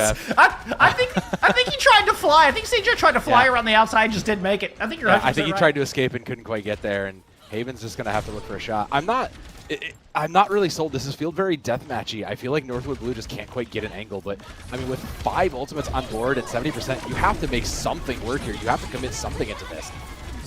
An Orbital Ray very deep in Northwood territory. It ends up being a trade onto both Widowmakers here to kick things off. Kitsune rush in, and Admiral is deep behind enemy lines. Now it's, getting a little deathmatchy as you put it. Kind of a mosh pit here in the corner. Battle through the hallway where Ice is able to find Luke. Still 90% on the board for ISU. Cuff is still trading. Yeah, I mean, again, Illinois State just commanded the space and really took the majority of this. CJ's going to get the cap for now, and they'll keep him alive. But for realistically, how long here, Jeff? Well, I mean, Lep is out of the fight. Like, that shot from Lethal just flipped this on their head. Northwood should have been able to just waltz on the point and flip this thing. But without the Brig there, ISU feel confident enough to challenge. Eventually, Northwood get it, but Here comes ISU back with the Terra Surge, and Haven's already out of this fight. Rally popped. Desperation here from Leppin. It won't last. IC's able to get one, but it feels like a consolation prize here for Northwood as Redbirds are firmly in control. Just a bit of cleanup here to close out this map 1. Yeah, I'll admit it, Jeff. This the Widow duel felt a little personal, honestly. I kind of don't know if we'll see that last, but I do think it was interesting to see them both try to, take it out just to say, look, I can still play Widow, I can still hit shots, and kind of, assert their dominance in that way. And I think this is the mind games when you look at teams like this, bitter rivals at this point. Like, you gotta realize, like, they're just gonna do this. They're gonna get in each other's heads. They're gonna one-tap each other, and then they're gonna start to, like, win that way. This isn't just about who's winning on the game. It's who's winning in the whole server. ISU certainly come out on top here on Lige Gone Tower. I had to throw it in there. Yeah. After retirement, I had to throw it in there. Yeah, I don't blame you.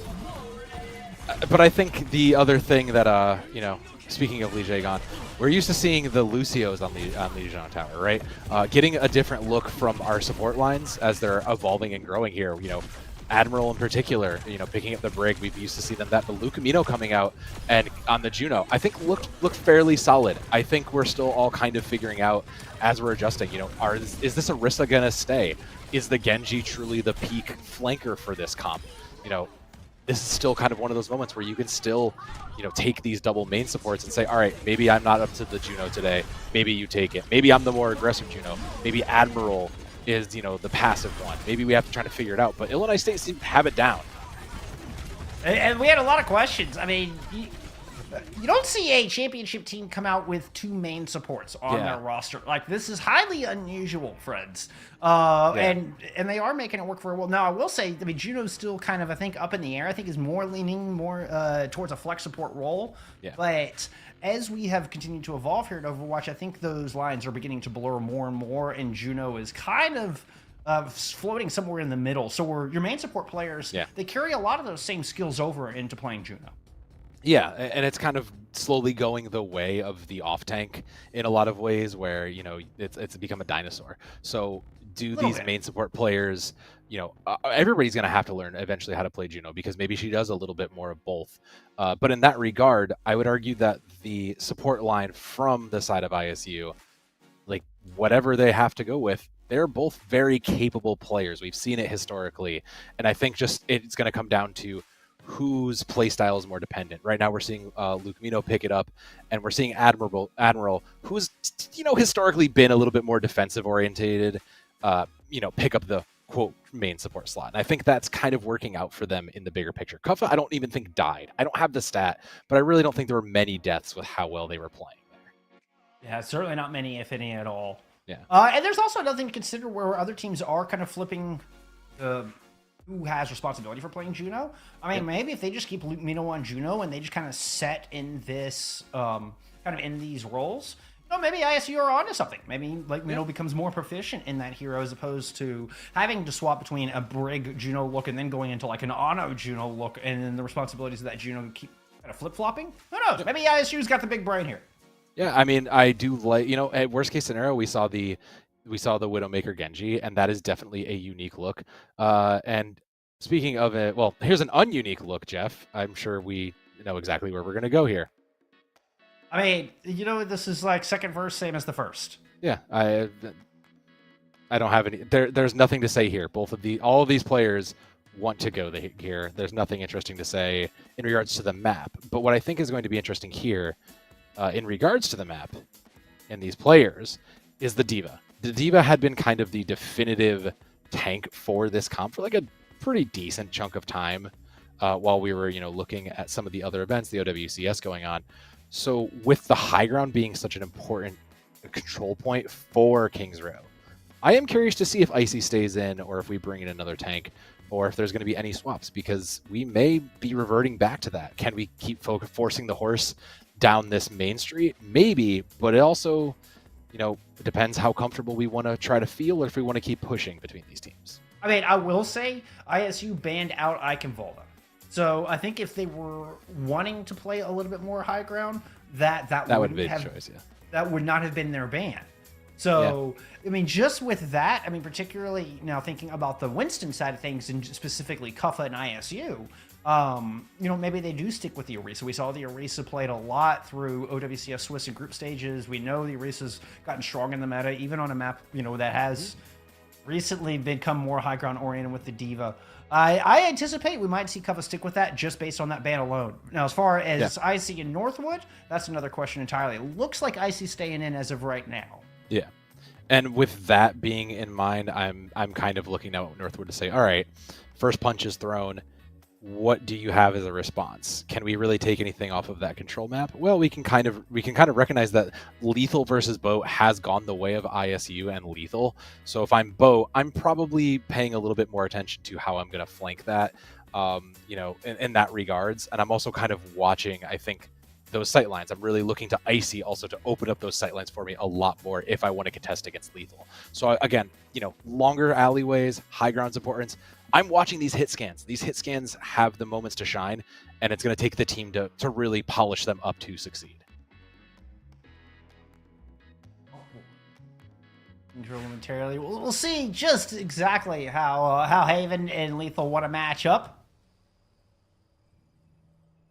Northwood starting us off here on the defense. What surprised me to see just kind of go back into like the May cast kind of look for ISU, honestly. But I could see opening up to like May Ash, just because you do have a little bit of, you know, you have a lot more high grounds. Again, you have an open window on the defensive side to really kind of depend on. But eyeing over the Tracer doesn't totally shock me. And Illinois seems to have... I actually wouldn't be shocked if we came out on this Widow and the Genji. They seem to favor that. They are strong picks for them.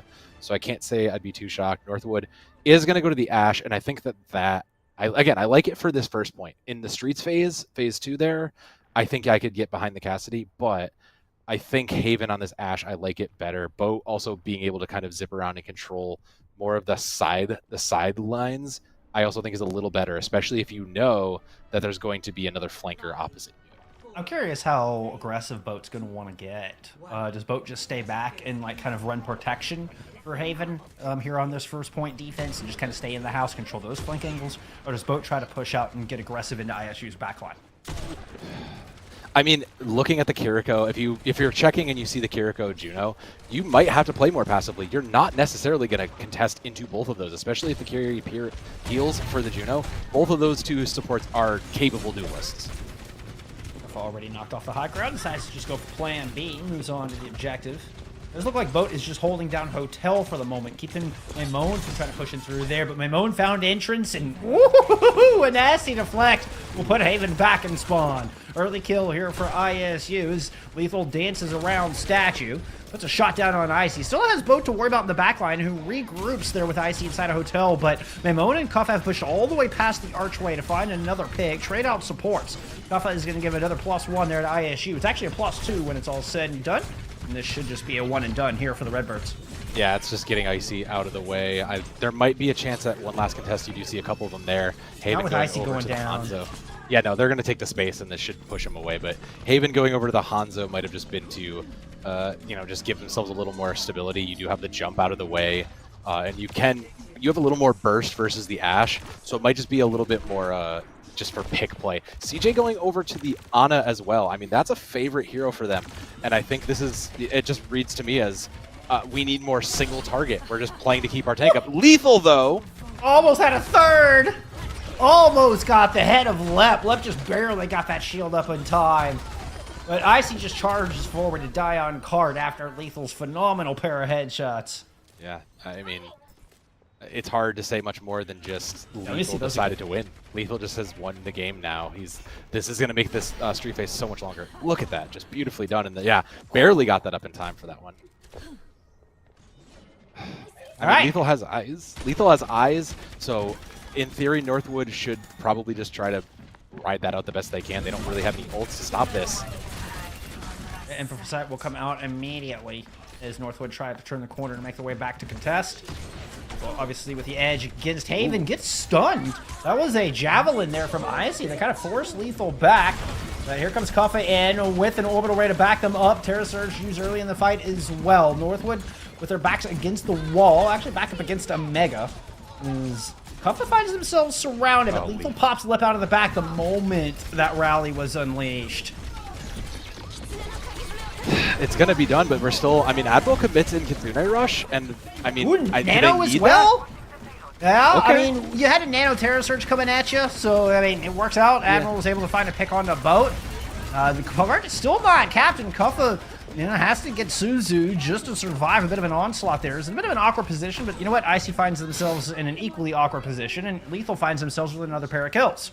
Yeah, I mean, that fight went on a little bit longer. I feel like maybe we needed to just get out of the way, but I mean, Lethal has just been controlling these sight lines, and this has been, you know, I was talking earlier about Kuffa controlling the space for Lethal to really kind of capitalize on it, but I mean, Lethal is just making a case. If you know the sniper's out there, they're going to get it. Icy going over to the Winston, just, you have to dive it. You have to dive it, or your Widow has to win, one or two.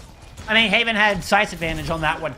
So Haven is able to win it out, I mean, as they should have, but you know what? It's still no small task, especially when Lethal's as hot as they are with a Widowmaker right now. Yeah, I mean, Lethal has just been on fire, and again, any open sightline is basically walking into death at this point. Maymon holding onto a blade, so is Boat. No real backup for either of them, though. No Nano for the side of Northwood, so these dry blades might just get traded out, or they might be held until something gets more something to back it up shows up. I mean, go dive onto the Widowmaker. Yeah, Haven is absolutely the target. Kuffa there to back it up. One slice on the left, little ring around the Rosie. Lep cannot escape. Pair of kills there from Maymon as they unsheath the katana first, and ISU do good on the back of it. I mean, a good blade. You don't need anything else for it, but the cart has been taking its sweet time getting around that corner. That's all it is. Blade from Boat, though, is out. Chase into the high ground. Anybody on the car? Woo! Icy just barely got there in time. Maymon wins out over Boat despite the Dragon Blade out from the ladder. Kuffa's going to find CJ, and this is falling apart here for Northwood. A monstrous time bank here for Redbirds. Yeah, wow, almost 330. ISU was just dominant. I had a great time, though, damn it. That is it. Look, the player. I just hope both teams are having fun, Jeff. I just really want both teams to have fun. But I think that, like, look, both of these teams know this is like so low stakes for them in a lot of ways. They're just here to kind of vibe and have fun. It's still a serious game. It still matters on the road, but like it's not. Both of these teams have played for so much more that they're just trying to have fun with it. And if you can't have fun with the game, what are we even doing here? Oh, I mean, they know each other so well. Yeah. I guarantee you these teams scrim each other a lot. They knew what to expect. I mean, we see them both coming out here with this Widowmaker Genji composition. They knew to expect this out of each other. This is not the first time they're pulling this out. These teams have tested this in scrims, most likely, as I mentioned, against one another. Yeah. This is like, again, this is just basically another scrim block for them, except they just get stream time. That's really all it is. Hey, I mean, the win still matters, though. The head-to-head also matters. You're right. It does matter down the road. I'm not saying it's totally, they're not playing for any sort of serious, but I think they're acknowledging the fact that this is a little bit lower stakes than what they've played for. And I think you can kind of see that in Northwood trying to make changes on the fly. You know, the CJ Ana was, you know, that's a standard for CJ, but it may or may not work in the moment. So you're also kind of getting a chance to sneak in some of these changes that you might, you know, how does this evolve? Can we play the Ana here? Can we get something like this? Is Haven really going to come out on the Pharah?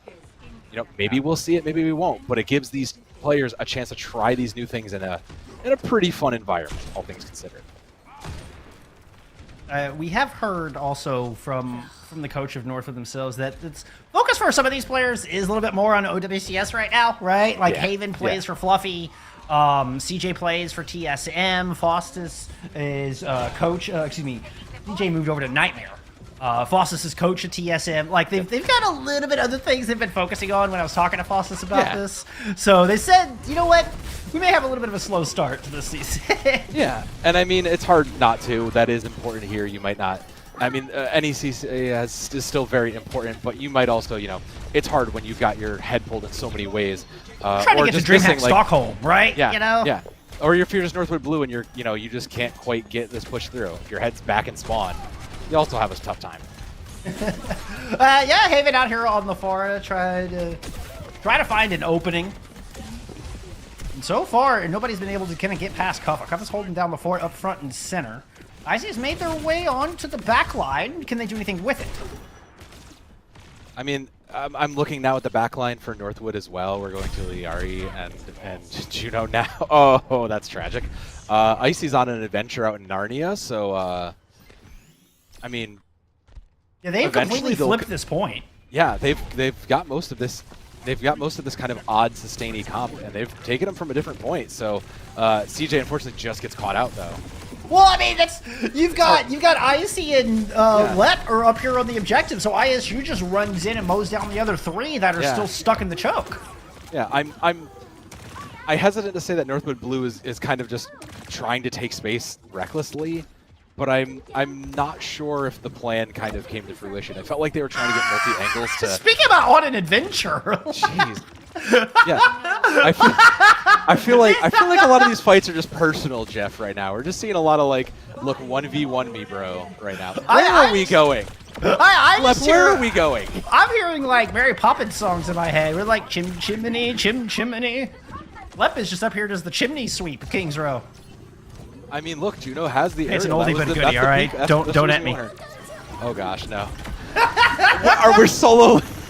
This is just, Jeff. We just evolved into madness here. We are simply just into madness. The point is being capped, and the pulse bomb just got missed. Oh, madness, you say? Ah, we're all mad here. Yes, we're in my home territory now. Apparently, my mom's keyboard broke. Lep says, "Got mine." All right. Hey, you know what? If we were worried about them having fun, we can put that worry to rest.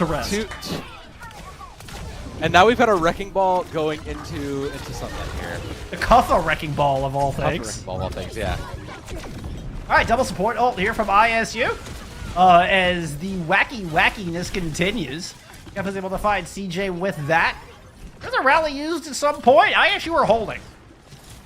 I mean, considering they kind of had the point stolen out from under them, Northwood Blue, a very good job of distracting. Got that. CJ is going over to Zenyatta, and Jeff, please don't make me analyze this. What is going on here? Oh, no, don't, you'll hurt yourself. Don't do this to me, guys. I can't tell you why the Zenyatta's here, other than he melts Wrecking Ball. Like, I don't know and understand this. All right, we're going to get an Icy Primal. Boat's already down, though. Ooh, you trying to get Admiral. It was a decent juggle. Followed up with a couple good hits. Nope. Too much healing. Meanwhile, there's things going on in the front line. There's Blade? CJ for some Haven reason. Blade? CJ thought he was playing Spy. I don't. Haven's looking for the charcuterie board. I don't know, some cheese. I don't. Had the knife. You know? Yeah, no, I follow. I'm with you. 2 minutes on the clock here means we are coming to some sort of a game time, though. Great stick. Yeah. Good job, Will. Well played. Well played. Tip of the hat. Mine. Sorry. All right. Sorry. Okay. No, that's fine. Look, we got. Okay. I respect it. Cuffin's ball has really improved. Like just from these brief moments of play, he's handling it well. We're disrupting. I respect this. This is playing pretty well here. Hey, knows how to use the grapple retract to get a little sky ball there. That's what we were seeing. Get that extra height. Oh my. Throwing us some tech. Oh, Lethal has just gone right off. If we were in madness before, we're just downright Looney Tunes at this point. We're just throwing everything at the. We're throwing every ult here. Finally, Illinois looks like they're going to get at least a couple picks here. It's going to push all of them back to spawn. Kick him, CJ! Kick him! Just kick him, CJ. Get him. Kick him, CJ! Kick him in the face. He knows what he's doing. Okay, we've. How many kills you got right now? 0. And we'll bring out the Junker Queen as well to try to Look, all of these picks and counter picks make sense. All of these things make sense. I promise you. They're all counter picks that are smart. Maybe the Symmetra is a bit questionable, but I understand kind of what's going on here. We're just bullying Cuffa at this point, and that's fine. I mean, this is also Icy, I think, falling into a bit of a comfort pick. Like this is everybody go on to your fun hero. That's what's happening right now, straight up. Who do you like to play? Who do you want to play right now? Exactly. Yeah. This is exactly yeah. That's the name of it, right? That's all the analysis we need. CJ's gonna do that. Just gets trans for free. Okay. Is CJ just like trying to? I think CJ thinks we're playing prop hunt, and they're the prop. Maybe, but he found a pulse bomb, so I guess there's that instead. He's not a good prop in that regard. My son. All right, 10 seconds means we're coming into an overtime. Mine's down from Illinois State. Surely Lethal is going to clutch this now, 1v5, right? I was hoping Icy would clutch that 1v5. Oh my goodness. Stuff is happening. ISU wins the map. That was a lot of fun either way. You know what, Jeff? Of all the games of Overwatch that you and I have casted, that absolutely was one of them. That was certainly one of them. That was absolutely one of the games of Overwatch of all time. Oh my goodness. What does it look like when two championship caliber squads just want to come in and have a good time? Well, you end up with a King's Row. You get a little bit of madness. You get, a dash of some crazy, another, a little sprinkle of chaos. You get this King's Row. And I think the other thing we get to see is we still see that a lot of these hit scans and these teams know exactly what they're doing. They know we can hit heads. We know we can set each other up for success and we can play as a team. But we also have to win our very important 1v1s, as you see Lep here, just looking like you have to be able to win your 1v1. That's the other thing about this caliber player, right? You never know what you're going to come up against. So in that regard, the full chaos also is just kind of makes whole sense. You're just going to come up against everything, so be prepared. You never know what you're going to see, especially in the collegiate ranks. You're going to see a lot of in what would be an NECC, maybe like D4, D5 teams pulling out weird strats. You never know what you're going to see, so you might as well just play what you're best at and have fun with it. Oh, definitely having a good time here. We'll see if the chaos continues. We're going to take a quick break. We come back, it's going to be push. We'll see you here in a minute.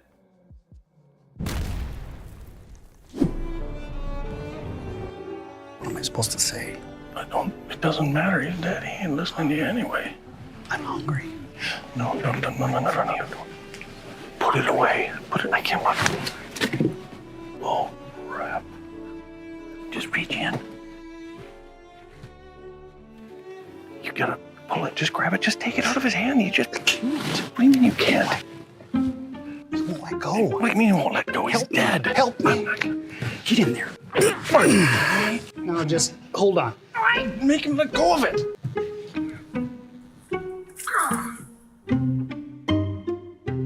No, I got you. Just go in for a hug. Go and get on in there. It's a bad loss. Yeah, hug him up. Just reach. Hug him up. He's breathing. I think it's on the other side. Go.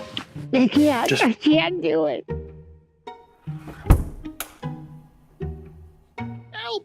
Help me, Lord. Help me get over this loss. I can't breathe. Yeah, I can't breathe. I'm so upset. I can't breathe. Stop. You knock on wood so they go to heaven. It's like a lucky. Hey, get the stick. Yeah. Hey, do you the meat stick? Yeah, I got it. Hey, just hold tight for a second. They're moving the casket. Just hold tight. Yeah, that's no worries. I got it.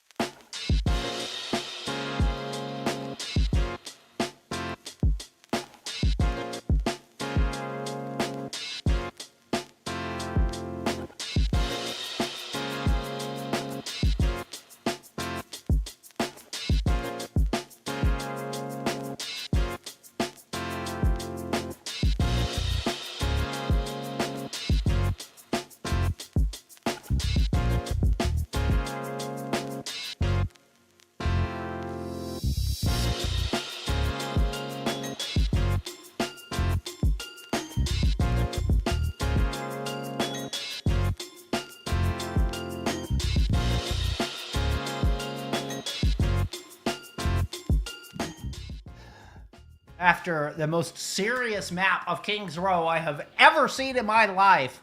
We got a 2-0 lead here for ISU. That was fun. Yeah. We saw many looks.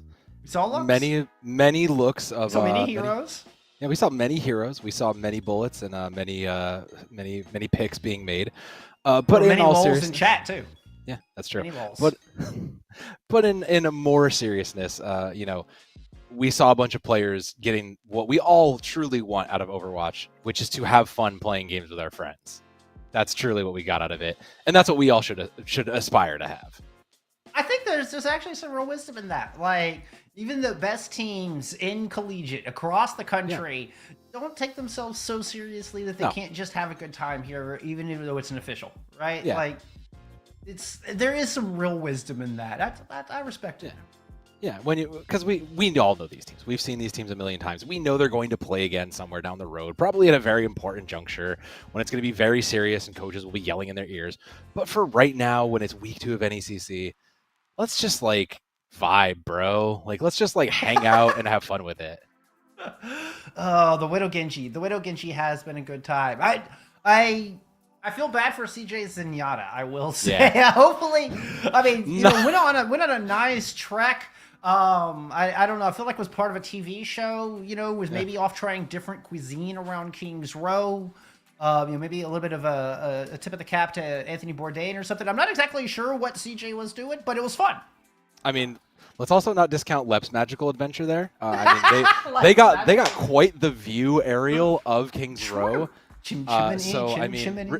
If nothing else, truly showing us the viability of Juno as an aerial character.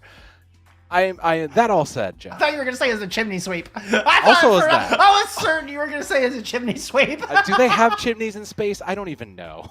That's a good question. I mean, I don't know. You got to have a fireplace, right? It's got to get cold on Mars. Maybe. But here's the segue. I don't have a segue. We're going to push. Here it is. That's it. That's your segue. That's your segue. We're going to push next. While we're waiting for the pick to come in. Push is one of those different modes that, again, still relatively newer. Do teams fully have it figured out, especially with the new map coming out? Maybe, maybe not. Are these guys going to take it seriously? Maybe practice that? Maybe not. But I think the thing is, as we're getting the teams, you're getting the teams together still, but it is going to be New Queen Street, which, okay. Wait. We do have some now subs. they've got Fostis in. Subs? There was a running. These teams are having fun. All right. These teams are having fun. I think at Cuff's request, Northwood was subbing out Boat. Based on Cuff's request, I think is what was happening. Cuff was like, I don't want to play against Boat anymore. Can we not do that? No. I mean, well, again, all 10 of these players know exactly what they're capable of. They know how dangerous they are. They've been playing each other and screaming each other for years. So, for a long time. Yeah, so how can you? Yeah, of course they're going to be a little silly about this. It's pretty late, most of them coming out of classes as well. I don't know about you, but even in my prime, Jeff, I could barely get out of class and then go do an NECC match, a best of 3 in Overwatch. But maybe they'll have a better shot in Canada here. It does allow them to kind of play a lot more of the heroes they want to play, the Winston, the Genji, the Widow. So maybe we'll see a little bit more fun because they'll be playing Dive. And we all truly love Dive. It is truly how good, clean Overwatch is played. I wonder, I feel like we have gone into full silly zone now. I think there was a moment. I want to kind of go back and look, but I feel like there was a moment in Kings Row where silly mode just got switched on. Like there was just a point in time when all 10 players just went, yep, flip the silly switch. Yep.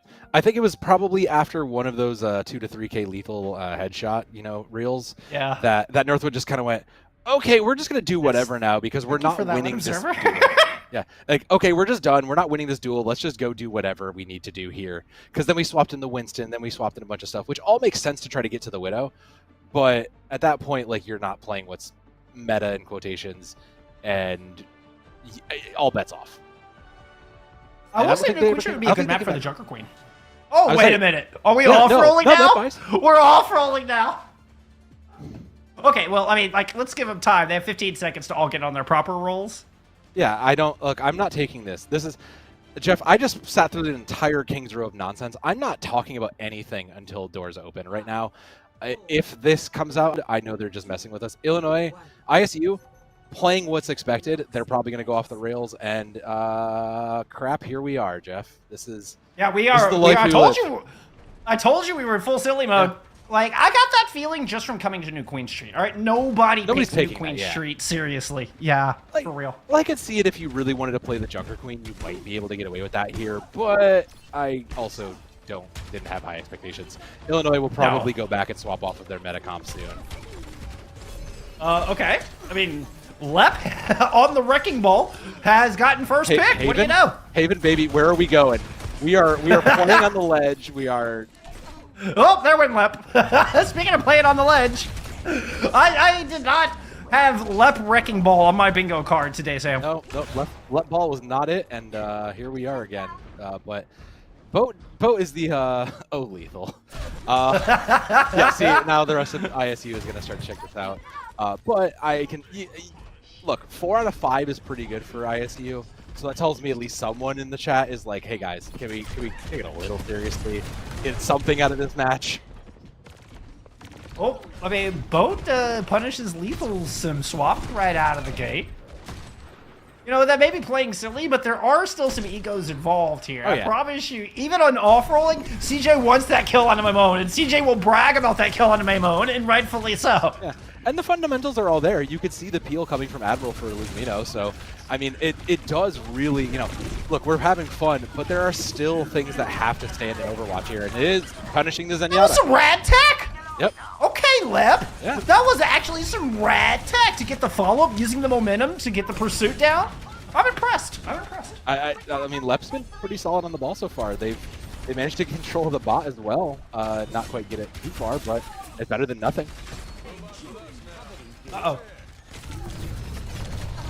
I see playing like a tank in Anna's clothing. Yeah, I have questions about the support line's positioning. Full scope.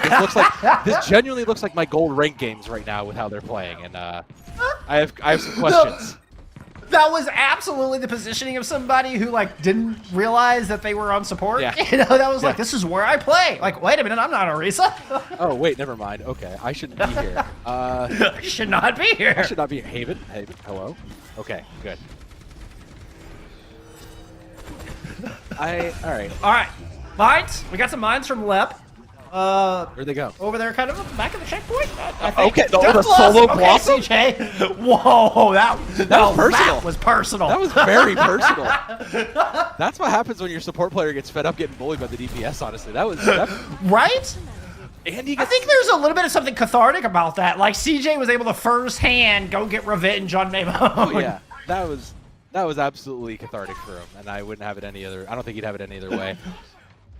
We've gone from a official competitive match to a Timberwolves therapy session. Look, if you've played Overwatch for more than an hour at a time, you know how stressful and how just painful this game can be. Especially in a high lobby like this, you know how painful it can be, and that's why CJ's now in the Junkrat, because sometimes you just need to blow up your problems.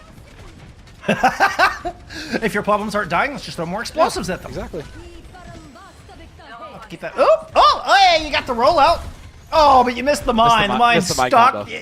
Yeah, missed the mine combo. It's stuck to the overpass, to the crosswalk there. Tragic. Tragic. Wall? Where'd the wall go? Did it already get used in Spanish? I saw the sim wall come up from lethal, but Cuff is too busy actually clearing the path. Heck if I know. There's a rally used too. No idea. All right, here we go. Now we get an honorable Juno duel. Oh! We haven't, you know what, Jeff? All things considered, we haven't seen the Torbjorn yet. We haven't seen the Torbjorn hammer yet. Give it time. Lep's going over to Azaria. I mean, give it time. All right. I'd be willing to put money on we get a Torbjorn here. Wait, did Maimone just solo EMP CJ? Maybe it might have been Bo. I couldn't really tell. It was either a manual hack and the EMP got AJ'd, or it was a solo EMP onto CJ. I don't know which. I don't know. Either way, it didn't work.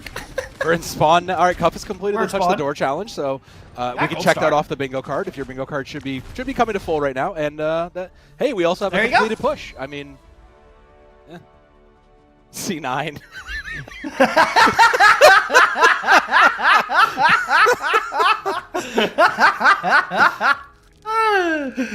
Necro would be proud of the C9 there.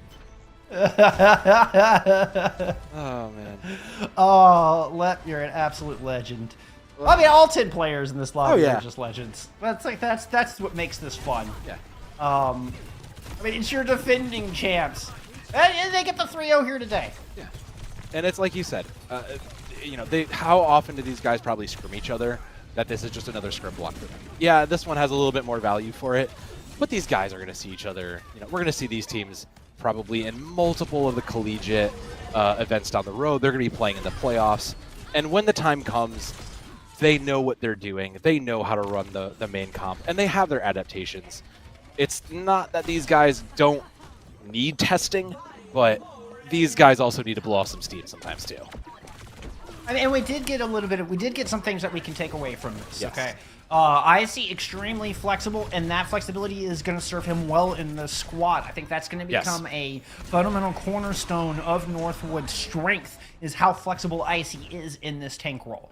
And then on the other side, we got to look at the two main supports. We got to look at how Admiral and Luke Mino want to play together, where you rarely, if ever, see two main supports playing together on a roster, particularly if you don't have a third support to kind of rotate in for just a special situation or unique composition. But we got a bit of a test on how they want to roll this double main support comp, and I mean, all jokes aside, it looked pretty good when they were taking it serious. I agree. I think all the pieces were right there. Like the instincts from Admiral to double back and peel for the Juno they were on point. You could see exactly when Maimon got back into the back line, or when Lethal would try to dive in, you know, there was coverage there. So it was really, you know, we were wondering about the flexibility, who's going to pick these up, and how do these players adapt to, you know, these changing Overwatch 2 kind of roles. And it seems like they're taking it pretty well.